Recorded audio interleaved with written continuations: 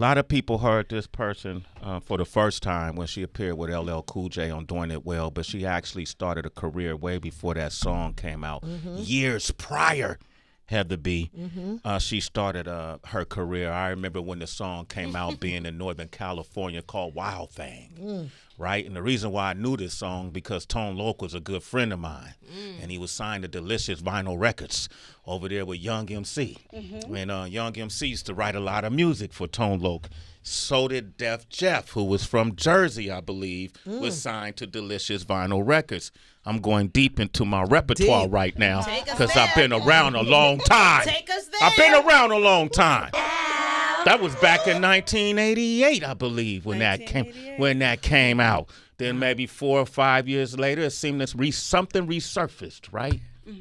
Okay, and the rest, I'm gonna let her tell her history. But it's interesting about this culture because it's so many people that you see, and you're able to see the end results of their work, and you're able to kind of assess their career because of it. But we always say, for as many people as you see in front of the scene, there's hundreds behind the scenes that are making a great career for themselves, making a living.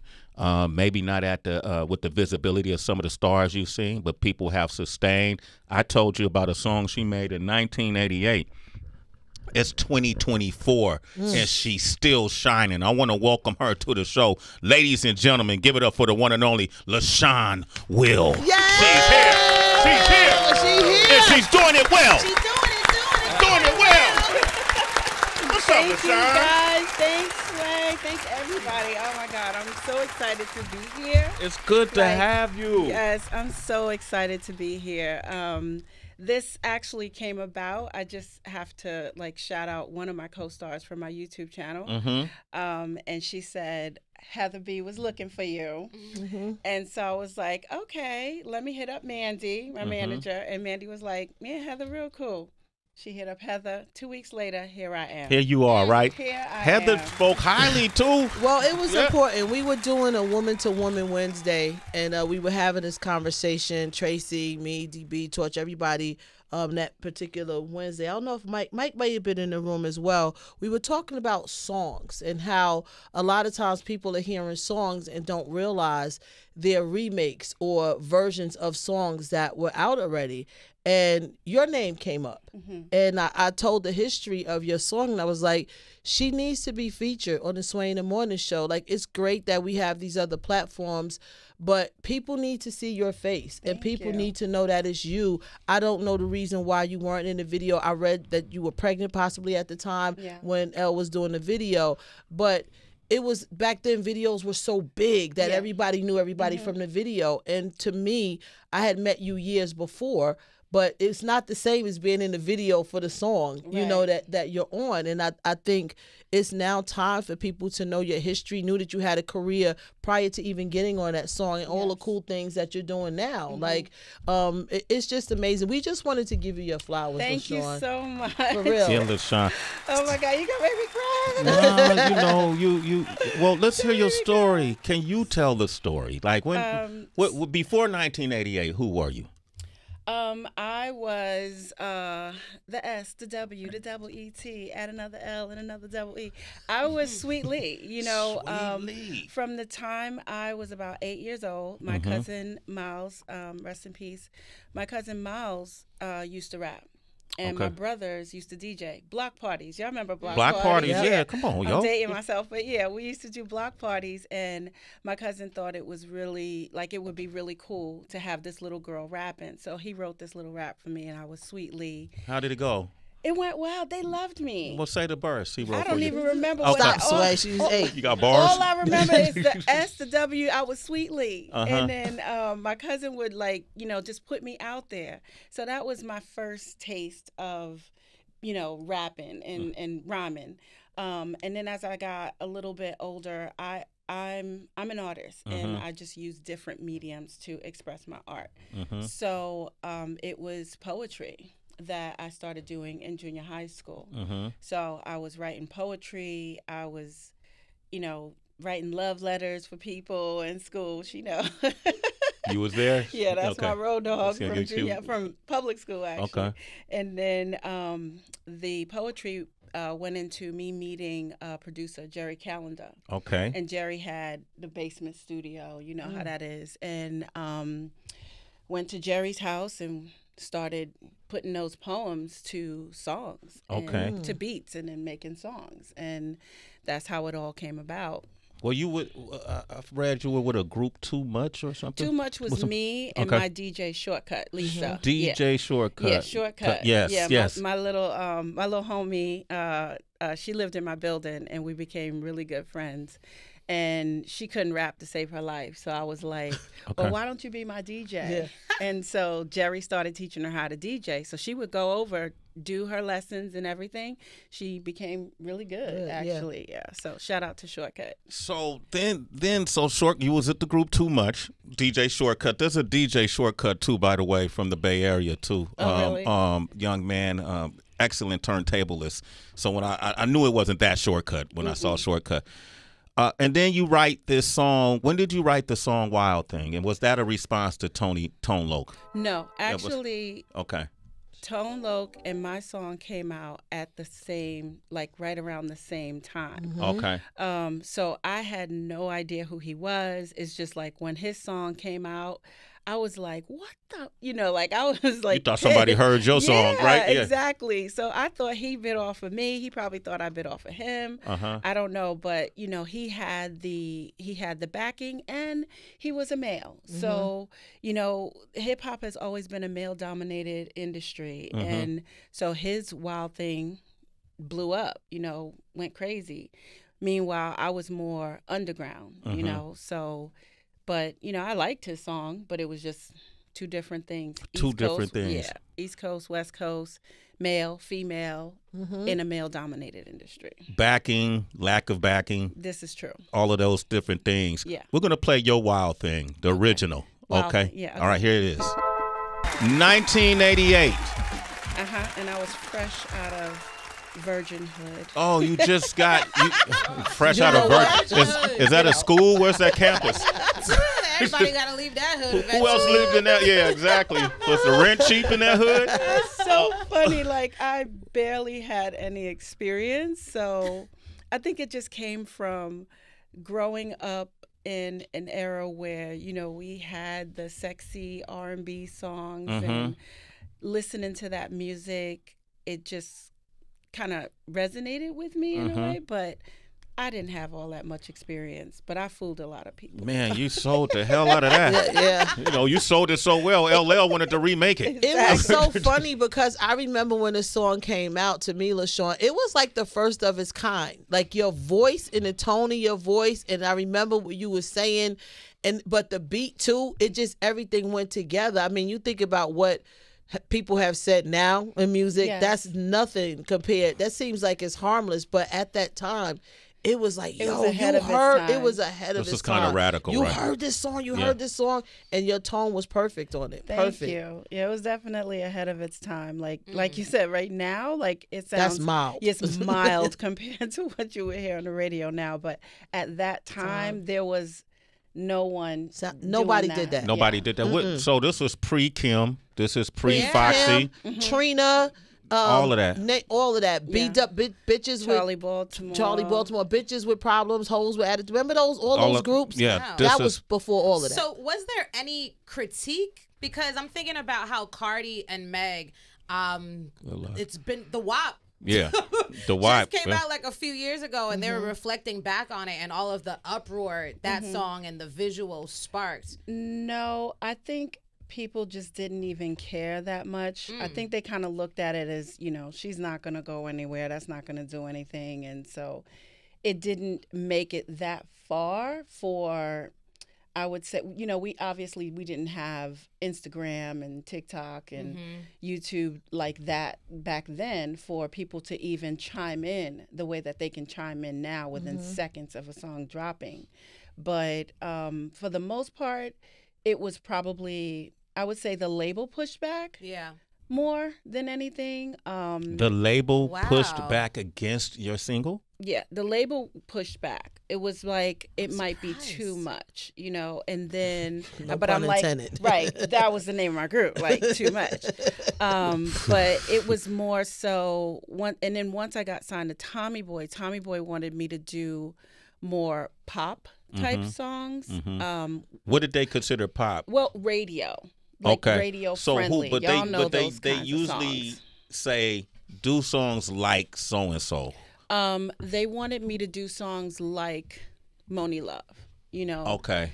And they wanted it to be a little bit more singy-songy, and you know, like you can play it on any day part. Yeah. You know, like morning drive, radio, afternoon drive. like, yeah. And that was big back then. But that wasn't me, and I've never been that kind of a person to, I don't want to say like sell out, but I have a really hard time trying to be someone that I'm not. Yeah. You know, it's like that's not me. And at the time, you know, growing up in Brooklyn, being the youngest of 7 boys, I have I have a lot of male energy. And so I was just like a thug. I mean, that's why me and Apache, rest his soul. Like, Apache was my boy, you know, like we. I'm a gangster bitch. And I was in the video with an AK-47. That was you? Yeah. I was in Apache's video. So what's crazy? I knew her music, but I met Leshaun in Jersey City, right down the street. Latifah, Omar Epps, they all lived in the D Nice. They all lived in this one building. I lived down the block, and so Leshaun would be over there. It was Flavor Unit. It was the whole thing. So we would see each other. I met her out on the corner one day with an Apache, Nikki D. Shout out to all of them. You know, we would all be in the same circles on the corner. Wow. Yeah, because I was signed to Flavor Unit. You was signed. Who signed you? Shakim. Shakim. Shout out to Shakim. Shout out to Shakim, Queen Latifah. Yeah, that was my whole crew. Naughty, Vin Rock, all of them. So was L ever with Violator, or he? He was. He was with Violator, he was with right? Chris Lighty, yeah. With Chris Lighty. That's how I met L, was through Chris Lighty. Again, rest his soul.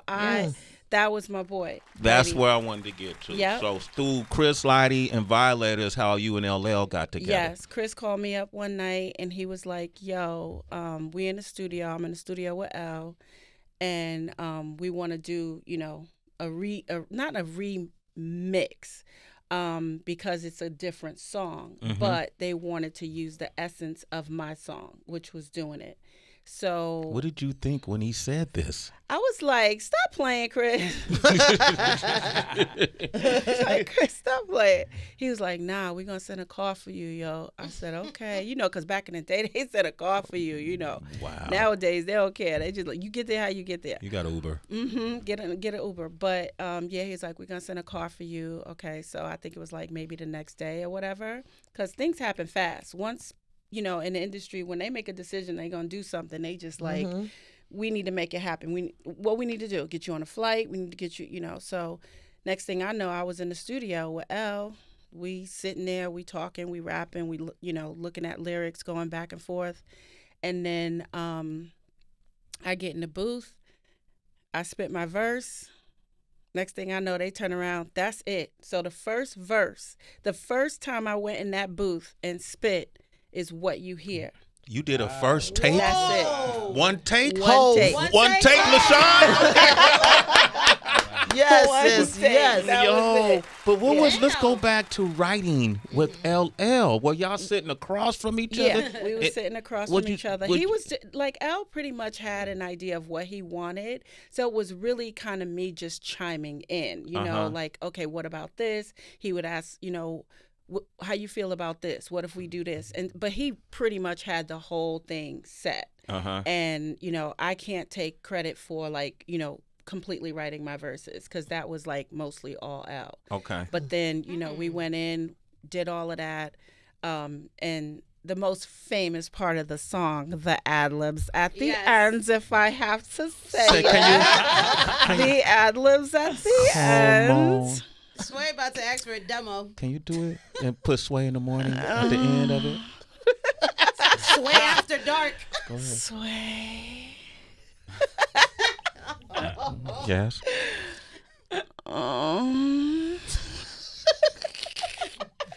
You're Look welcome. at Sway's face. He wet. It's time to go home. I'm wet. All right, Dry off over there, Sway. But yeah, that was all. That was all me. Yeah, Todd was just like, Don't look at me. that's it. That's it. Don't look Wow. at me, Leshaun. Don't look at So, me. Can you look at me and say my name? Oh wow! Damn, Don't look dog. at me. Yeah. can you look at me? He said, "Don't say it." I'm gonna need everybody to leave the studio. After Wow. he I said, need to "Don't talk say to it." Sway for a minute. Thank you. Yeah, you guys leave. All right. And so the song was made, right? Did you get writer's credit for what you did write on the song? Yeah. Okay, so you do get some residuals. I do get some residuals, but everybody else got rich Yeah. off of doing it, and that's why I always say like everybody got rich off of me because that song came from something that I birthed. Jerry Calendar and I, and everybody else made money off of that song, and I'm like, yeah, but hello, like I'm still working a regular job. I'm still out here doing my thing. Other people have done the song over. Like Nikki did the song twice. She did her version of doing it. I believe she did one with Fabulous, and the other one she did with Jadakiss. And so this was when she was like underground, just coming out. Okay. So Nikki has her versions of it as well, but not once have I ever gotten a shout out or anything like that. Wow. So it's like it's different because, like Heather was saying, we could run into each other back in the day and want the best for each other. Like Queen Latifah didn't look at me and say, no, she's competition, or I don't want. It was like, no, Latifah wanted to pull me up, she wanted to pull Moni up, she wanted to whatever. Like if I saw a light, if I ran into somebody, it was completely different in the 90s. Like the women, we actually wanted the best for each other. We wanted to see, because to me back then it was us against the guys, not the women against the women. It was like we was trying to make our voices heard. So yeah, it's definitely different nowadays. What do you think when you see that? It's guys against guys, obviously, but there's a lot of women against women now too. I don't like it, obviously, because I'm like, first of all, you're not the one making all the money off of this beef. The labels are the ones out there making all this money off of these different beefs that you got going, and you making yourself look less than ladylike, I should say. You're making yourself look stupid. I'm not gonna say no names, but there's been a lot of females out here making themselves look absolutely stupid, and it's like, you know what, girl, you making your money, get your coin and keep it moving. Why do you care? But the labels, they love it because they're making money off of it. The minute somebody has a beef, it's like, okay, they start upping the ante. They start pushing it and pushing it and pushing it. And it's like, yeah, y'all out here looking real stupid. But we didn't do that, like Yo-Yo. I just ran into Yo-Yo last year, and I was at one of the hip hop 50th anniversaries out in Cancun. Because I live in Mexico now. I don't know if y'all know that. I know that. I saw you. I saw you decorate your house. Thank you. When you got it. I saw that. And I ran into Yo-Yo at one of the things, and it was just like huge, love, hugs, tears, the whole nine, because I hadn't seen her in so long. But I don't know what's going on with these females. I have no idea. Well, good for we you. Weren't like that. Good for you. Mike Muse, you want to jump in? Yeah, Leshaun, I'm curious about your relationship to the song Doing It Now. Like when you hear it, are you frustrated? Are you disappointed? Are you happy? Or what's your relationship to it? No, I'm proud of the song. I think it's a good song. It's still a good song. Back in the 90s, it went triple platinum. So Lord only knows what it is now because of streaming and all of that. So no, I'm proud of the song. So what happened with the video? Right. Why weren't you in the video? I was pregnant with my daughter, Brianna, and there was some issues. Now, I will say that I could have done the video, but I could not have done the video and delivered the type of sex appeal that they were looking for in the video, because I was full on pregnant. Okay. I had the big nose and everything, pregnancy acne, but looking back on it, I feel like there could have been situations. I've seen situations where they have brought people into something and they not necessarily play that role. So I feel like I could have been in the video as something else. Like I could have been the limo driver. I could have been something else, and they could have beat my face to, you know, hide the acne or whatever. But I definitely would not have been happy being in the video trying to flex like I was the sex symbol. Yeah, like no, I was totally pregnant. But I could have been in the video so that I could have at least gotten something where people would have said, nah, that's not her right there, but that's her right there. That's her, you know, she's the bartender, she's the limo driver, she's, you know, whatever it is. At least I would have gotten some props, and I got no props. So even 20 years later, people are like, yo, that's you? Like, I had no idea that was you. I never knew what you looked like. And it's like, yeah, that part, Mike, that's irritating. Okay. Like Heather said, that part is frustrating because people have no idea what I look like. And so I didn't get my props when it came to that. And so that part is frustrating. Well, do me a favor. Look at what camera should she look at? Look at that camera right there. It's amazing, phenomenal. You see her, this beautiful woman right in front of you guys. This is LaShaun. Yes. This is the voice on the Doin' It song by LL Cool J that went multi-platinum. And salute to LL. Yeah. Salute to you guys. Been cool ever since, right? Yeah, we worked out our differences. Thanks to his wife Simone. Shout out to Simone. Shout out to Simone. She got that jewelry line I see everywhere, man. Yeah. And because you know How did y'all work it out? Y'all sat down? No, Simone went to him, and you know because she had been pregnant and she understood the whole situation, and so from a woman's perspective, she had to talk to her husband, and she said to him like, this is not cool, you know, and I don't know exactly what her words were, but when Todd called me, he told me it was Simone who talked to him and made him understand, you know, how that could make me feel. Nowadays, that would be a completely different situation. You know, you can't say some of the things that they said to us back in the day. Yeah, that'd be like, a Me Too movement. Yeah, exactly. Yeah. You immediately canceled. So, But after we got past that, I actually ended up going on tour with Elle. My daughter was little. She went out on the road with us. So, you know, I have to give him his props for that because a lot of people would not allow you to bring your child out on tour. But yeah, my daughter was out on tour. She was, you know, just constantly backstage. They loved her though. Yeah. So everybody gravitated towards her, the dancers, security, like everybody loved her. Wow, LaShaun is here. I'm loving your story. Yep. Thank you. So you do so much more too now. And whenever y'all hear that Doin' It song, now you'll know what she looks like. But I watch her YouTube channel. Yeah. And you're very funny. I saw when you got your place in Mexico, and it was very empty. Yes. And then you did a design. Yeah. So is design one of your niches too? Yeah. Okay. I do a lot of home decor, DIY. I am MacGyver Queen. Are you familiar with the show MacGyver? Stop playing, LaShaun. I am familiar like with MacGyver. MacGyver Queen. I will look at something and go, that people like for instance, my last couple of videos, a trash can, and someone see a trash can, I go, no, that's a lamp, and then I like turn it into a light fixture. I took Amazon boxes that I had and turned them into nightstands, and so it's not so much that I can't afford to buy it, but I think my brain is wired in a way that I look at something and I go, no, that's not that, that's that. And so I have to tinker with it. And so, yeah, I'm DIY all day long. It's what I love to do. I got all the power tools. And it's funny, when I was married, the garage was my man cave, so to speak. Neighbor walks by one day and he says to my husband, you're my ex-husband now, he said, oh, I like your garage. You got all, he looked at him, he was like, that ain't mine. That's my wife's stuff. And so it's like, I've always been that way. Like, I love tools. I love building things, design, decor. I actually went to school for design. I started out in fashion design, and then I switched over to interior design. So.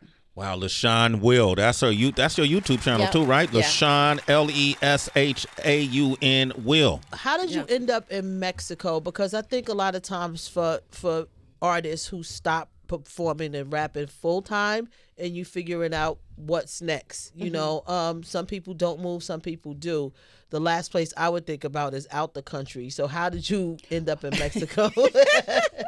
Well, I originally wanted to leave the country back in 2019, and then we had the pandemic. Right. So once that happened, I needed to do something to keep myself busy. So I actually ended up flying to Texas. I bought a toy hauler and I had it shipped back to Las Vegas where I was living. And then I converted it. I converted that toy hauler into a tiny home. So that's where I really wanted to leave the country. I couldn't. I was going to move to Portugal. But then I was like, okay, they start shutting everything down. I needed something to do. So I converted my toy hauler into a tiny home. So that was the first one. That was Jewel. So when I got finished with Jewel, I ended up doing another one. I bought another park model RV, which is like a house on wheels, but they're small. And I converted that one, and that was Dream. So, and that one I actually named after Dream Hampton, you know. Dream Hampton. Yes, journalist extraordinaire. Yes, that was my girl. So I named her after Dream, and with the small D and everything. So I ended up flipping both of them. Yeah. But I enjoyed the tiny house living. I enjoyed just having my space. And I would have stayed in Dream, but I was having issues finding land where it would be legal to park her and live. And it just was getting to be too much in Las Vegas. Las Vegas is pretty much like New York. There's a lot of distraction, and like mentally you're just kind of like always on. And at my big age, I'm kind of like, no, I need to like calm down a little bit. I don't want to be always on. So looking for a piece of land somewhere, I kept running into issues with bureaucracy, with laws, with this, with that. And it was just like, it can't be on wheels. It got to be this big. It got to be this. I said, okay, I'm like, I'm out. So I ended up traveling back and forth to Mexico. So I live in Merida, Mexico now, which is very safe compared to like a lot of things you hear about Mexico. Okay, I was concerned about that part. Merida is actually the second safest city in all of North America. Okay. With Quebec. Second. Second. Wow. And Quebec, Canada is first. And so Merida is really safe, but the problem with Merida is that a lot of people now know about Merida. So there's a huge Black expat community. I was going to say, huge, I know a lot of people have moved there. Yep, huge. But the problem is that now there's so many people migrating to Merida. Merida can't handle the influx. So we've been having a lot of like power outages and things like that. Wow. So trust me, I'm so happy to be here in New York right now with the cool air because they're just not set up for it. So stop moving to Merida. Stop moving. Man, I love that. And I saw you put a post up about the power outages and what to do and what not to do, the mistakes you made during the power outage. Like what? What kind of mistakes did you? Well, solar is the thing that you want to have, obviously, in Mexico. Solar, a generator, battery pack, something where you could depend on the sun because you get plenty of it. Okay. So the thing is, I don't own that house. I rent that house from someone. So I'm not going to spend thousands and thousands of dollars to put solar on their home. Right. Yeah. So I have the power station, I have a Blue Eddy power station that I use that I had shipped from America.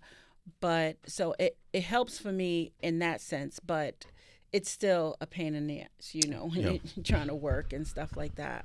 I think you're very brave. Thank to you. be quite honest with you, and I could see you think without limitations, for people to uproot themselves and move to a foreign country. I don't know if you have people out there, if you have a network or... I have a niece that lives there, but I had already made my decisions before I even knew she was there. It just because she's in the military. So shout out to Maya. She's in the military, and I just happened to be writing into a group on Facebook because I wanted to find, when I went there, the good vegan restaurants. So I was like, can anybody tell me where I can get good vegan food? And then my niece saw my name pop up, and then she ends up sending me a message on Messenger. She was like, Auntie, like, wait, what? And I said, what are you doing there? She was like, I live here. I'm like, what? So yeah, so I have my niece there. I actually have a cousin too that I found out that lives there as well. So wow, well, okay, LaShaun, come on, we're finding out. So what? What are your goals now? My goals now are to continue to build my YouTube channel. Obviously, my brand, Leshaun Will. I have my website, LeshaunWill.com, and hopefully at some point get someone to notice what I'm doing here, because I swear, like, every time I do something, all I see in the comments, HGTV, Home Depot, Lowe's. What, you about 20,000 followers now? Subscribers? 23,000? No, 100,000. 100,000? No, it's good. It's good because I watch those numbers grow. Yeah. And this is how they grow.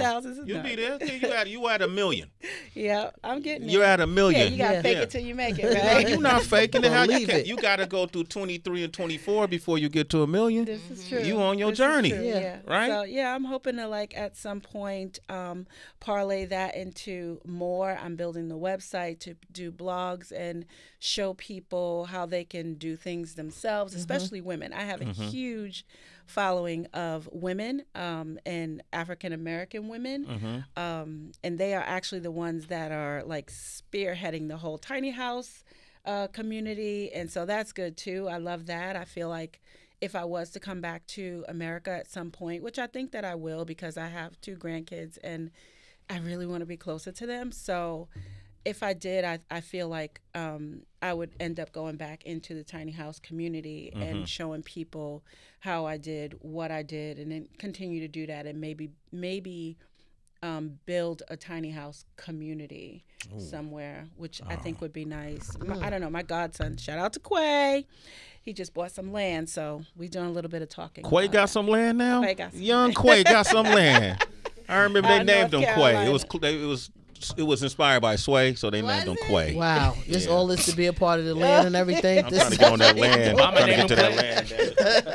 Do you want to ask something real quick? No, I just had a quick question, because we had a conversation recently about original samples and how some artists who get their songs sampled can decide whether or not they even want to allow the person to sample it, and then, like, what they think of the song after it's done and everything. So I was just curious, did Grace Jones ever listen to your record and give you any feedback? I never got any feedback from Grace Jones. Never. I don't know if she liked the song, didn't like the song. I would assume that she was okay with it, because they had to run everything through her. She could have easily said, no, shut it down. So y'all sample My Jamaican Guy. My Jamaican Guy for Grace Jones. Grace Jones, love her. Yeah. So, wow. Well, LaShaun, give her a big round of applause, man. You have an amazing story. Yeah. Thank you. My God. And I hope that this opens the doors for other platforms to bring you on, so you can continue talking about your story. I do, because I feel like I have a lot to show people, and women especially. So I hope it does open the doors for more things. Thank you so much for having me on. Absolutely. Thank you, Heather. Thank you to my subscriber, Dimples. Thank you so much, everybody, and my manager, Mandy. Yeah, we put the word out. We was like, find LeShaun. That's all we did. We just said it on air. Heather said it. And I actually just opened up my son was like, Mom, you need to turn your Instagram back on. I was like, okay. So your Instagram is LaShaun Will. Yeah, everything is LaShaun Will. Smart. Website, LeshaunWill.com. YouTube is LaShaun Will, and my Instagram is LaShaun Will. And LaShaun is spelled Leshaun. All right? No W. U. Yeah. LaShaun, it's so funny. People be looking right at my thing, and then it's LASHAW. I was like, okay. They're programmed. Thank you for joining us this morning. Thank you for having me. It's great to hear your story. Thank you for saying my name like that. Sway. Okay, LaShaun. Doing it well, turn into done. Doing it well. Look at Sway, he's so silly. She saved you from an ant. Yes, she did. Yo, but look, that concludes our show. Thank you to the citizens for listening today.